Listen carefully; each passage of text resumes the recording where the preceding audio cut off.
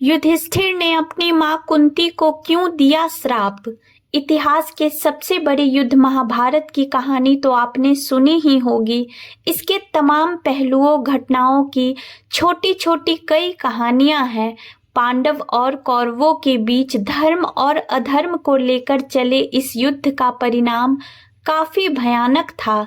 भले ही इस युद्ध में पांडव जीत गए थे, लेकिन युद्ध के बाद उनकी दुनिया बदल चुकी थी। धर्मराज युधिष्ठिर और सर्वश्रेष्ठ धनुर्धर अर्जुन सहित कई योद्धाओं ने इस युद्ध में छल कपट का सहारा लिया।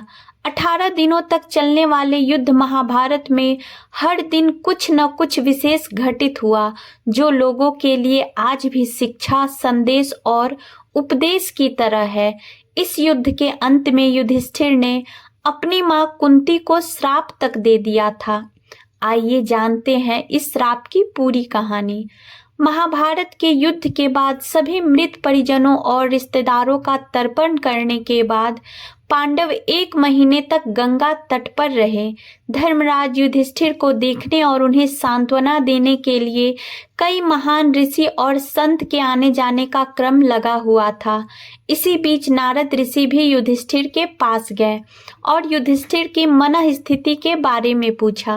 नारद ने युधिष्ठिर से प्रश्न करते हुए कहा, हे युधिष्ठिर, अपनी भुजाओं के बल और भगवान कृष्ण की कृपा से आपने इस युद्ध में विजय प्राप्त कर ली। क्या पापी दुर्योधन को परास्त करने के बाद तुम प्रसन्न नहीं हो? मुझे आशा है कि शोक और विलाप आपको नहीं सता रहे हैं।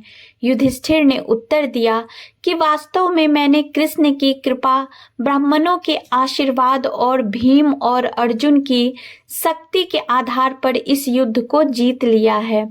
फिर भी एक गहरा दुख है जो आज भी मेरे दिल में बैठा है। मुझे लगता है कि मेरे अपने लोभ के कारण ही इतनी बड़ी संख्या में स्वजनों का वध हुआ है। पुत्र अभिमन्यु की मृत्यु पर द्रौपदी का विलाप देख मैं जीत को हार मानता हूँ। युधिष्ठिर ने कहा, इस सभी योद्धाओं के वध के बाद मुझे पता चला कि कर्ण मेरा भाई था। उनका जन्म सूर्यदेव और मेरी माँ कुंती के मिलन से हुआ था। उन्हें सारी दुनिया राधा का पुत्र मानती थी, लेकिन वास्तव में वह मेरी माँ के सबसे बड़े पुत्र थे। मैंने अनजाने में उन्हें मार दिया। ये बात मुझे अंदर से खाए जा रही है। न तो अर्जुन और न ही भीम, न ही दोनों छोटे भाई जानते थे कि कर्ण हमारे सबसे बड़े भाई है। हालांकि कर्ण जानते थे कि हम उनके छोटे भाई हैं। उन्हें इस बात की जानकारी भगवान कृष्ण और मेरी माँ ने दी थी। दुर्योधन के साथ उनके घनिष्ठ संबंधों के कारण वह हमारे पक्ष में नहीं आ सके।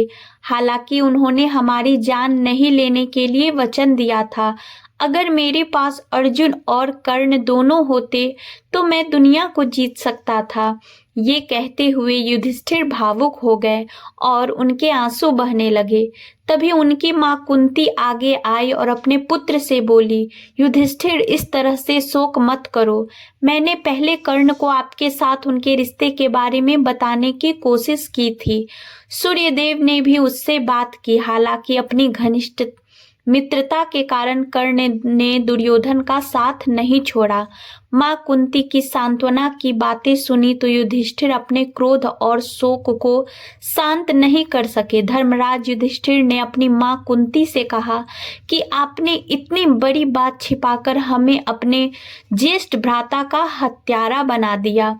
युधिष्ठिर ने क्रोध में आकर अपनी माँ कुंती के साथ समस्त नारी जाति को श्राप देते हुए कहा, मैं आज समस्त नारी जाति को श्राप देता हूँ कि वे अब चाहकर भी कोई बात अपने हृदय में छिपाकर नहीं रख पाएंगी।